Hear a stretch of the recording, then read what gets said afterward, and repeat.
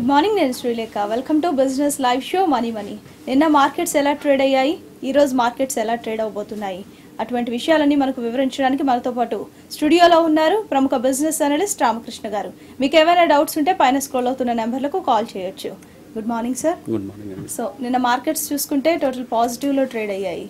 ఏ అంశాలు వాటికి ప్రభావితం చేశాయంటారు పాజిటివ్గా ట్రేడ్ అవ్వడానికి?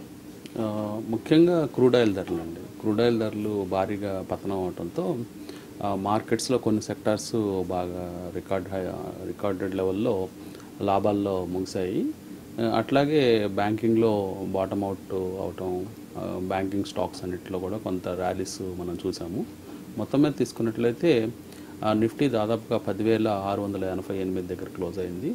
ఒక 83 పాయింట్లు ప్లస్లో క్లోజ్ అవటం మనం చూసామండి. గత 3 సెషన్స్లో అంటే గురువారం నుంచి మార్కెట్స్ గురు శుక్ర అలాగే నిన్న మొత్తం 3 రోజులు కూడా మంచి ర్యాలీస్ చూపించాయి. ఈ మధ్యకాలంలో లో ఏదైతే రికార్డ్ అయిందో 10,417, అక్కడి నుంచి 10,688 దగ్గరికి వచ్చాము.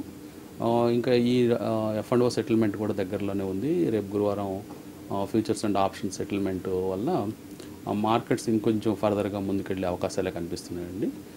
మోస్ట్లీ కన్సాలిడేటెడ్ టు లాంగ్ బయాస్తో మార్కెట్స్ మూవ్ అయ్యే అవకాశాలు ఉన్నాయి. మోస్ట్లీ ప్రాఫిట్ బుకింగ్ ఏరియాస్గా 10,800 అట్లాగే 10,750 ఆ ప్రాంతాల్లో కొంత ప్రాఫిట్ బుకింగ్, కొంత రెసిస్టెన్స్ మార్కెట్ గురి కావచ్చు. 10,750 10,800 దాకా మార్కెట్స్ వెళ్ళే అవకాశాలు ఎక్కువగా కనిపిస్తున్నాయి. అలాగే నిన్న చూసుకున్నట్లయితే క్వార్టర్లీ రిజల్ట్స్ కొన్ని రిలీజ్ అయ్యాయి. L&T కంపెనీకి సంబంధించినవి కానీ అవి ఎలా ఉన్నాయి? క్వార్టర్లీ రిజల్ట్స్లో ముఖ్యంగా L&T మంచి రిజల్ట్స్ ఇచ్చిందండి. నిన్న అద్భుతమైన రిజల్ట్స్ ఇచ్చింది.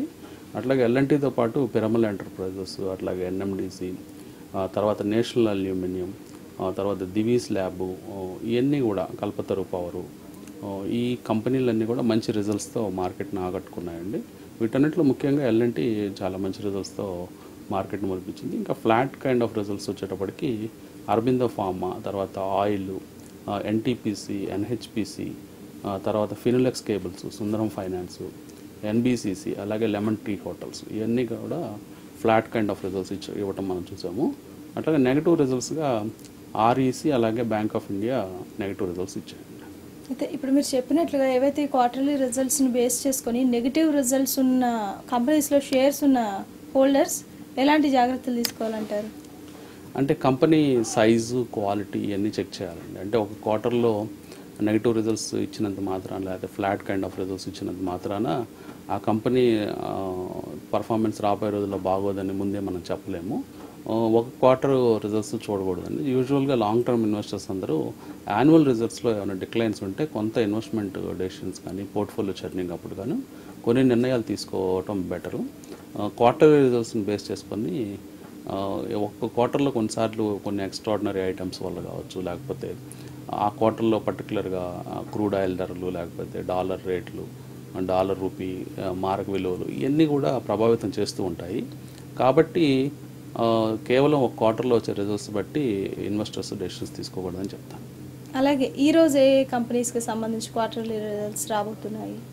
ఈరోజు కూడా ఒక 200 నుంచి 300 కంపెనీస్ దాకా క్వార్టర్ రిజల్ట్స్ ఇవ్వబోతున్నాయండి. వాటిలో ముఖ్యమైనవి BPCL, కోల్ ఇండియా, అలాగే BEL, BHEL, తర్వాత పవర్ గ్రిడ్, గద్ది, అలాగే dish TV, Glenmark, Ipca, Thomas cook, IOB, Indian overseas bank, ఈ కంపెనీలన్నీ ఈరోజు క్వార్టర్ రిజల్ట్స్ ఇవ్వబోతున్నాయండి, ముఖ్యమైన కంపెనీలు. ఇంకా వీటితో పాటు ఒక 200 కంపెనీల దాకా చిన్న మధ్య స్థాయి కంపెనీస్ ఉన్నాయి.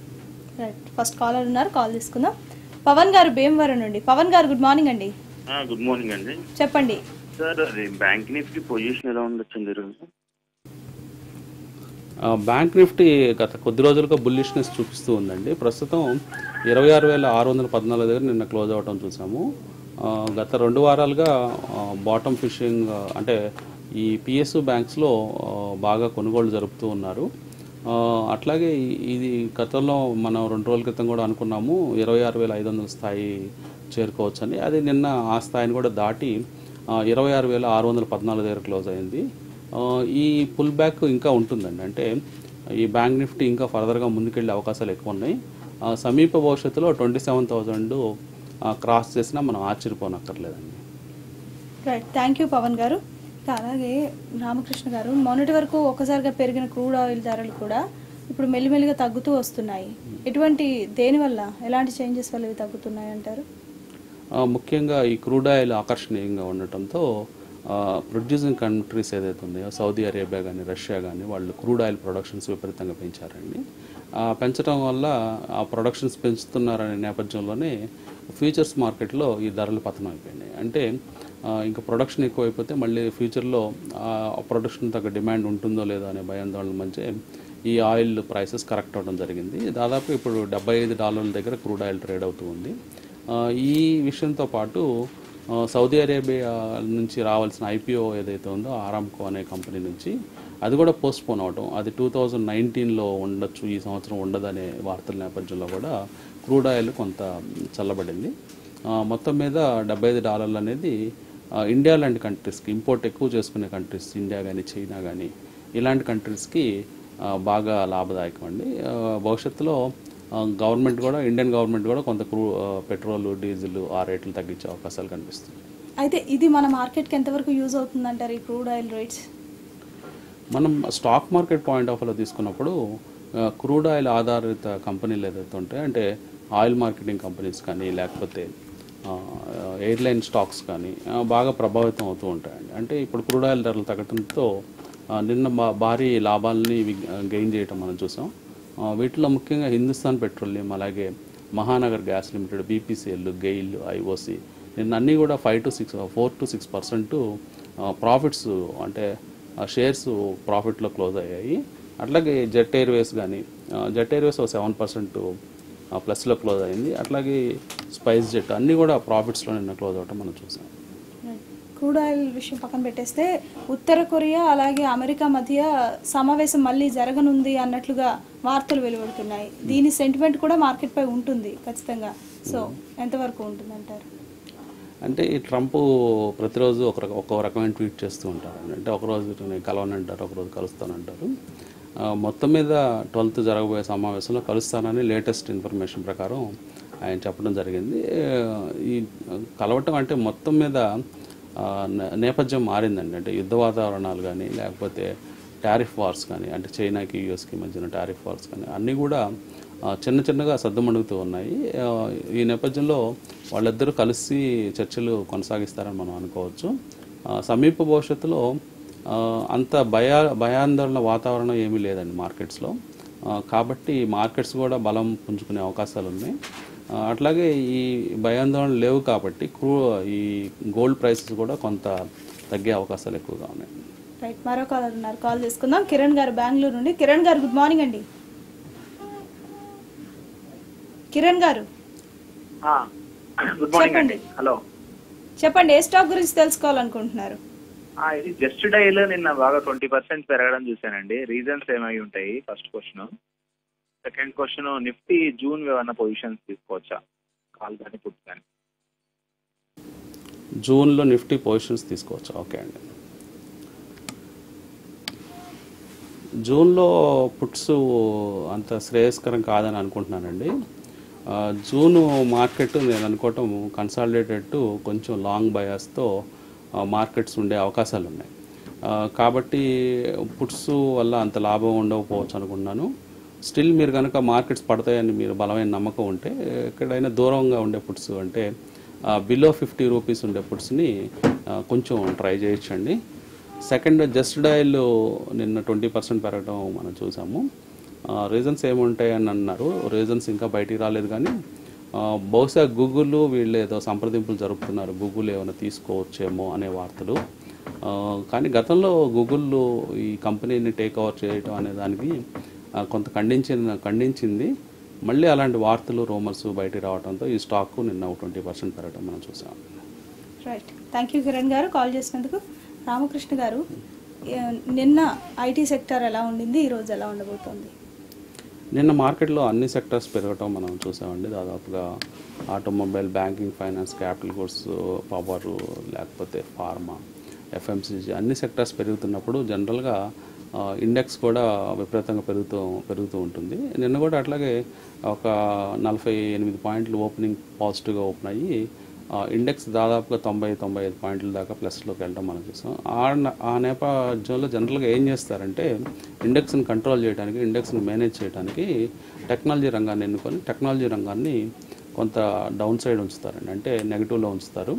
అదే నిన్న కూడా జరిగింది. నిన్న కూడా ఇన్ఫోసిస్, టీసీఎస్ ఇవన్నీ కూడా పెద్ద stocks, HCl technologies, tech Mahindra అన్నీ కూడా కొంత కరెక్షన్స్కి గురవటం చూసాము. ఇది కేవలం ఇండెక్స్ మేనేజ్మెంట్లో పార్ట్గా మనం భావించవచ్చు. జనరల్గా టెక్నాలజీస్ పెరిగినప్పుడు బ్యాంక్స్ని తగ్గించడం, లేదా బ్యాంక్స్ పెరిగినప్పుడు టెక్నాలజీని తగ్గించడం, ఇవన్నీ ఇండెక్స్ మేనేజ్మెంట్లోనే వస్తాయి. ఆ నేపథ్యంలోనే కొంత కరెక్షన్స్ ఈ టెక్నాలజీ రంగంలో నిన్న జరిగాయి. ఆ ఒక్క సెక్టరే కొంత నెగిటివ్గా ట్రేడ్ అవడం నిన్న చూసాము. మిగతా అన్నీ కూడా పాజిటివ్గానే ఉన్నాయి. ఆల్మోస్ట్ ఓవరాల్ అన్ని సెక్టర్స్ పాజిటివ్గానే ట్రేడ్ అయ్యాయి. మరో కాలర్ ఉన్నారు, సుధాకర్ గారు హైదరాబాద్ నుండి. సుధాకర్ గారు గుడ్ మార్నింగ్ అండి. గుడ్ మార్నింగ్ అండి. చెప్పండి. ఫ్రెష్ గా ఇన్వెస్ట్ చేయడానికి బలరాంపూర్ చిన్ని, సీమన్స్, ఈ మూడింటి మీద మీ ఇన్ఫర్మేషన్ ఇవ్వండి సార్ కొద్దిగా. మూడోది ఏంటండి? సీమన్స్, బలరాంపూర్ చిన్ని వినిపించాయి. మూడోది ఏంటి? రాడికో ఖైతాన్. ఓకే అండి. మూడు రంగాలకు సంబంధించిన షేర్స్ అండి. దీంట్లో రాడికో ఖైతాన్ అయితే మంచి స్టాక్ అండి. అంటే ఇది ఆల్కహాల్ రంగంలో ఉంది. ఈ కన్జంప్షన్స్ బాగా పెరుగుతూ ఉన్నాయి. అట్లాగే ఈ స్టాకు రాబోయే రోజుల్లో కూడా మంచి గ్రోత్ పొటెన్షియల్ ఉండే అవకాశాలు ఉన్నాయండి. అట్లాగే దీంట్లో పెద్ద పెద్ద investors, high net worth individuals heavy holdings ఉన్నాయి. రాడికో ఖైతాన్ అయితే తీసుకోవచ్చండి. తర్వాత బలరాంపూర్ చిన్ని అడుగుతున్నారు. బలరాంపూర్ చిన్ని ఒక సైక్లికల్ స్టాక్ అండి. అంటే ఈ స్టాక్స్లో ఏమవుతుందంటే ఒక గవర్నమెంట్ సపోర్ట్స్ కావాలి. గవర్నమెంట్కి అంతకు మళ్ళీ ఈ స్టాక్ కొంత సపోర్ట్ చేసి మళ్ళీ ఆ స్టాక్లో అంటే షుగర్ ప్రైసెస్ పెరిగేలాగా ఏమైనా చర్యలు చేపట్టినప్పుడే ఈ షుగర్ షేర్స్ పెరిగే అవకాశాలు ఉంటాయి. ఇప్పుడు ఆల్మోస్ట్ బాటమ్ ఆఫ్ ద సైకిల్లో ఉన్నాము. మళ్ళీ ఈ సైకిల్ పైకి రావడానికి 2 సంవత్సరాలు, కనీసం 2-3 సంవత్సరాలు పట్టే అవకాశం ఉందండి. కాబట్టి కొంచెం లాంగ్ టర్మ్ వ్యూ ఉన్న వాళ్ళు మాత్రమే దీంట్లో తీసుకోమని, బలరాంపూర్ చిన్ని తీసుకోమని చెప్తాను.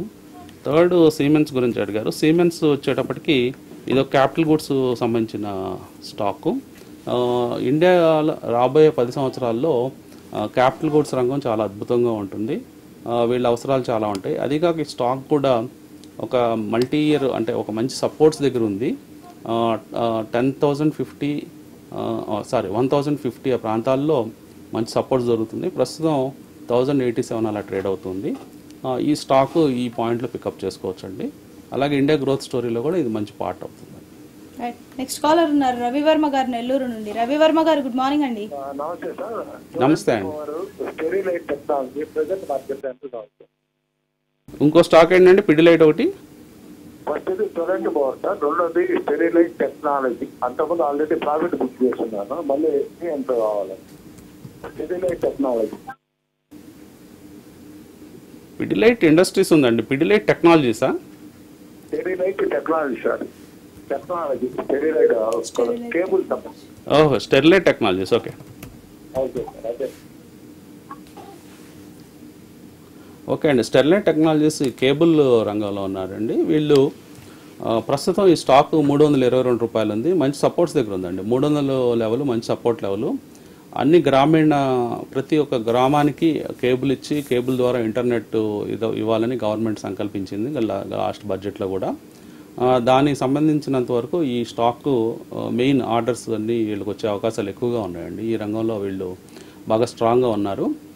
కాబట్టి ఈ స్టాక్ బాగా పెరిగే అవకాశాలు ఉన్నాయండి ఇక్కడ నుంచి. అంటే వీక్లీ చార్ట్స్లో కూడా కప్ టైప్ ఆఫ్ ఫార్మేషన్లో బాటంలో ఉంది.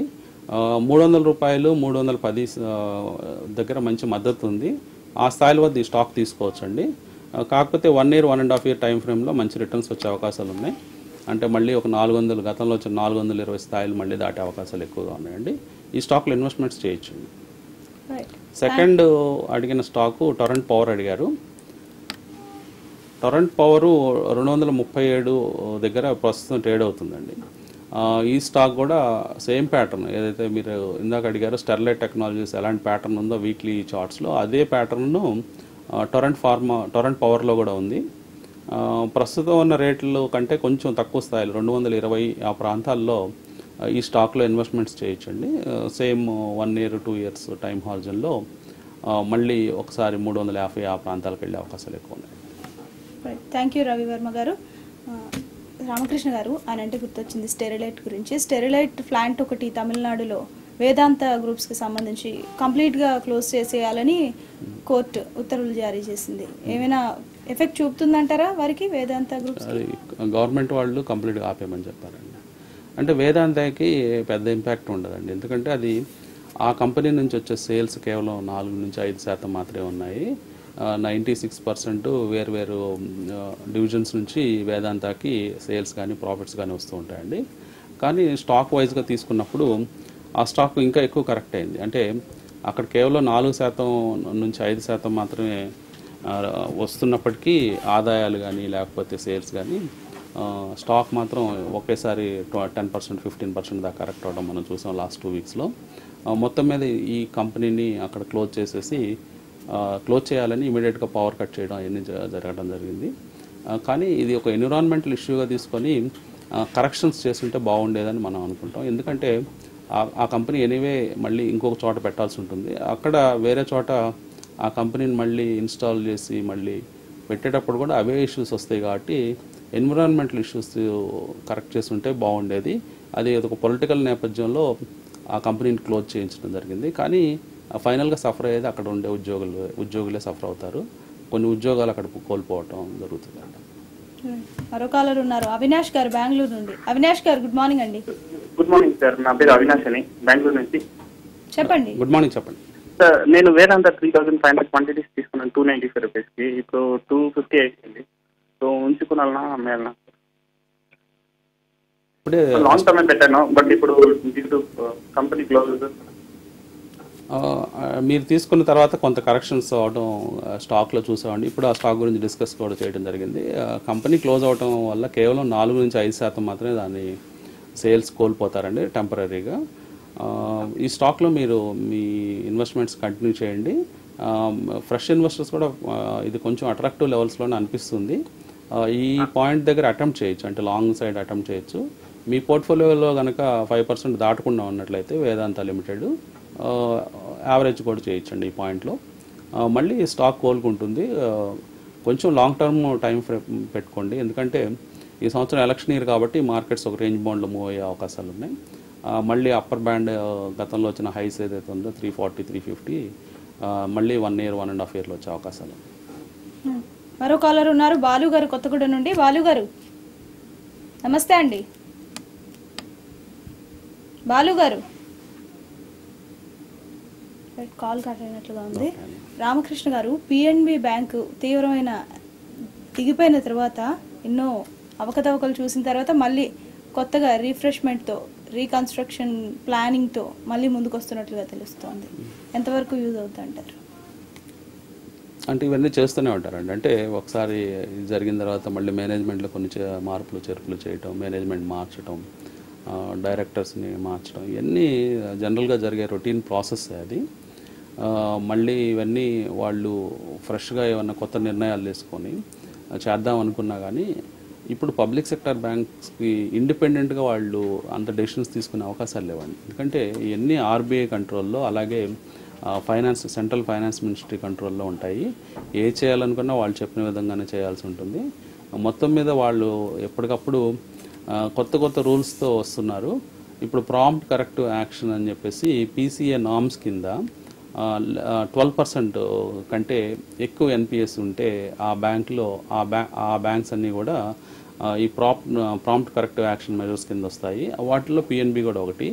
పిఎన్బికి ఆల్రెడీ 12% ఎన్పిఎస్ దాటిపోయినాయండి. కాబట్టి పిఎన్బి వాళ్ళు ఇండిపెండెంట్గా ఏం చేద్దామని కుదరదు. వాళ్ళు ఈవెన్ డిపాజిట్స్ యాక్సెప్ట్ చేయాలన్నా, మళ్ళీ ఫర్దర్ లెండింగ్ అంటే ఫర్దర్గా మళ్ళీ అప్పులు ఇవ్వాలన్నా మొత్తం ఆర్బీఐ చేతిలో ఉంటుంది. కాబట్టి వీళ్ళు చెప్పేవన్నీ ఊరిని కంటితుడుపు చర్యలుగానే మనం తీసుకోవాలి. మొత్తం మీద బ్యాంకింగ్ సెక్టార్లో పెద్ద కన్సాలిడేషన్ జరగబోతుంది. ఆర్బీఐ డెసిషన్స్ త్వరలోనే తీసుకునే అవకాశం. అలాగే ఈరోజు మార్కెట్స్లో చూసుకున్నట్లయితే పాజిటివ్ అంశాలు ఏం కనిపిస్తున్నాయి, నెగిటివ్ అంశాలు ఏం కనిపిస్తున్నాయి? ఇమీడియట్గా పాజిటివ్ అంశాలు ఇండియా స్పెసిఫిక్గా తీసుకుంటే ఒకటి మాన్సూన్ రిపోర్ట్స్ బాగా వస్తున్నాయండి. అంటే వర్షాలు బాగా పడతాయని వార్తలు వస్తూ ఉన్నాయి. అది గత 3 సంవత్సరాలుగా ఇదే రిపోర్ట్స్ రావడం, గత 2 సంవత్సరాలు బాగా వర్షాలు పడటం ఇండియా కలిసి వచ్చింది. అట్లాగే రాబోయే సంవత్సరం కూడా వర్షాలు బాగా వస్తాయి కాబట్టి మన అగ్రి ఎకానమీ అంటే రూరల్ ఎకానమీ బాగా డెవలప్ అయ్యే అవకాశాలు ఉన్నాయండి. తర్వాత క్రూడ్ ఆయిల్ ధరలు కూడా కొంచెం చల్లబడటంతో అది కూడా కొంచెం బ్రీతింగ్ స్పేస్ ఇచ్చింది కంట్రీకి కానీ లేకపోతే ఎకానమీకి కానీ. సో ఈ 2 ఫ్యాక్టర్స్ బాగా కలిసి వచ్చే అంశాలండి. ఈ ఫ్యాక్టర్స్ ఇలాంటి ఫ్యాక్టర్సే ఇవాళ కానీ లేకపోతే రాబోయే రోజుల్లో కానీ ఇంపాక్ట్ చేస్తాయి. ఈ నేపథ్యంలోనే నిన్న కూడా మనం ఎఫ్ఎంసీజీ రంగంలో కానీ micro finance, non banking finance corporations ఈ గ్రూప్స్ అన్నీ కూడా బాగా పెరగడం చూసాము. అట్లాగే బాటమ్ అవుట్ అయిన కొన్ని సెక్టార్స్ అంటే షుగర్ స్టాక్స్ కావచ్చు, బ్యాంకింగ్లో పిఎస్యు బ్యాంక్స్ కావచ్చు, వీటన్నిటినీ కొన్నారు. అట్లాగే సన్ఫార్మా రిజల్ట్స్ బాగా ఇచ్చింది. ఆ ఊపుతో ఫార్మా సెక్టార్లో కూడా కొన్ని మంచి బాటమ్ ఫిషింగ్ లాగా జరిగాయి. దాంతో సన్ఫార్మా కానీ, అజంతా ఫార్మా కానీ, లూపిన్, టొరెంట్ ఫార్మా ఇవన్నీ బాగా పెరగటం నేను చూసాం. మొత్తం మీద ఓవరాల్గా అన్ని సెక్టార్స్లో బాటమ్ ఫిషింగ్ జరుగుతుంది. అట్లాగే స్టాక్స్ బాగా బీట్ అండ్ డౌన్ స్టాక్స్ని మార్కెట్లో కొంటూ ఉన్నారు. అట్లాగే రూరల్ ఎకానమీ వాటికి సంబంధించిన స్టాక్స్, తర్వాత కంట్రీ గ్రోత్ నేపథ్యంలో క్యాపిటల్ గూడ్స్ సెగ్మెంట్, ఈ సెగ్మెంట్లో బీహెచ్ఎల్ కానీ, BEL, Siemens, Voltas, V-Guard, LNT, Cummins India ఇవన్నీ కూడా నిన్న పెరగటం చూసాం. ఓవరాల్గా ఈరోజు కూడా ఒక మంచి మూడ్తోనే మార్కెట్ స్టార్ట్ అయ్యే అవకాశాలు ఉన్నాయి. మోస్ట్లీ ఫ్లాట్గా ఓపెన్ అయ్యి కొంత పాజిటివ్గా ట్రేడ్ అయ్యే అవకాశాలు ఉన్నాయి. కాలర్ ఉన్నారు, కాల్ తీసుకుందాం. గోపాల్ గారు కడప నుండి. గోపాల్ గారు గుడ్ మార్నింగ్ అండి. గోపాల్ గారు నమస్తే సార్. నమస్తే అండి. హలో గోపాల్ గారు టీవీ వాల్యూమ్ మ్యూట్ లో పెట్టి చెప్పండి.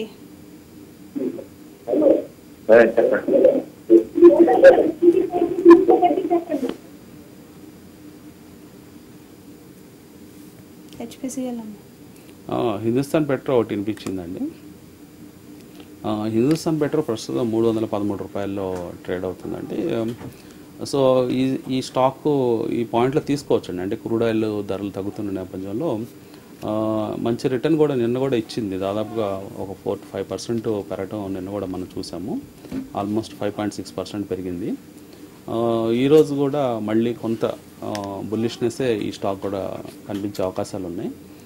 అదిగాక రీసెంట్ అంటే ఒక 1 ఇయర్ హై కనుక తీసుకున్నట్లయితే 480-490 రూపీస్ ప్రాంతాల్లో ఉంది. అక్కడ నుంచి దాదాపుగా మొన్న క్రూడ్ టర్మ్ ఆయిల్లో ఒక దాదాపుగా 270 ఆ ప్రాంతాల దాకా వచ్చిన స్టాక్ ఇప్పుడు 313 రూపాయల దగ్గర ట్రేడ్ అవుతుందండి.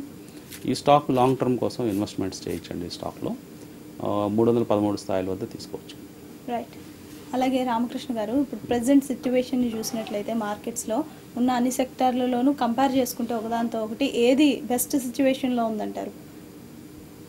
అంటే బెస్ట్ సిచ్యువేషన్ అంటే ఆల్రెడీ లాభాలు సంపాదించింది అని అడుగుతున్నారా మీరు, లేకపోతే సంపాదించబోయేది అడుగుతున్నారు?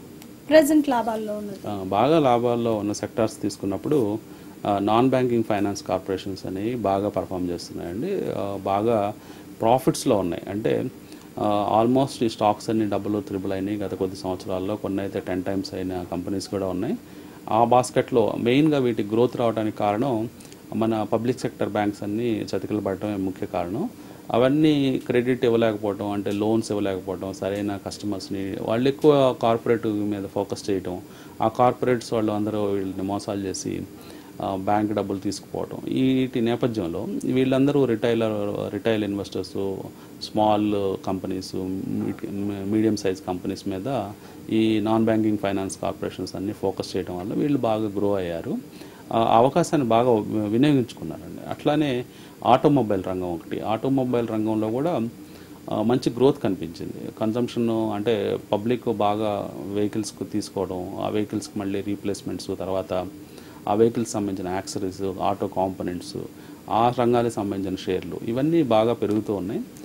పబ్లిక్ బాగా కొంటున్న ఐటమ్స్లో ఆటోమొబైల్ ఒకటి. అంటే 2 వీలర్స్ కావచ్చు, లేకపోతే 4 వీలర్స్ కావచ్చు.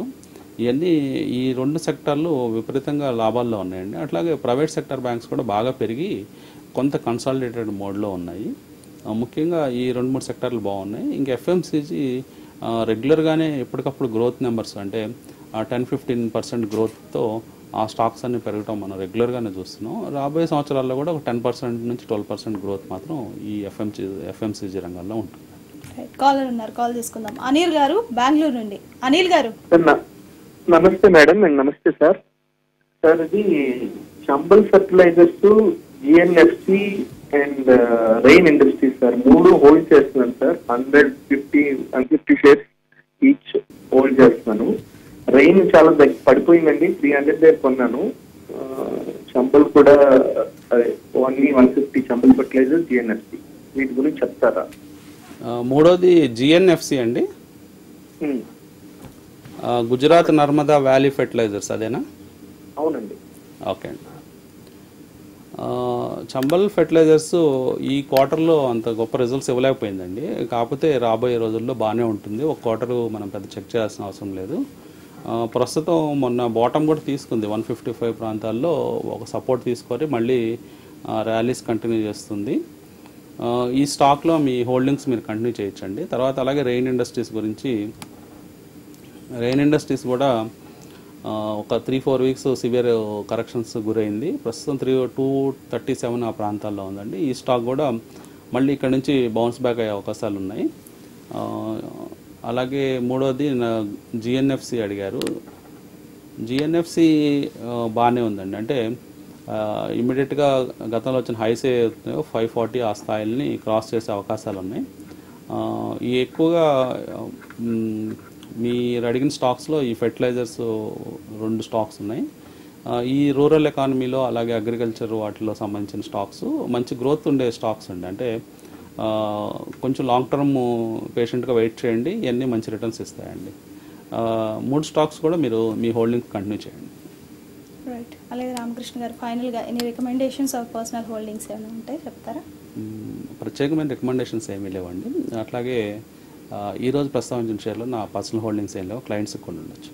రైట్. థ్యాంక్ యూ రామకృష్ణ గారు, చాలా క్లియర్గా క్లారిటీగా ఎక్స్ప్లెయిన్ చేశారు కాలర్స్కి, వ్యూవర్స్కి.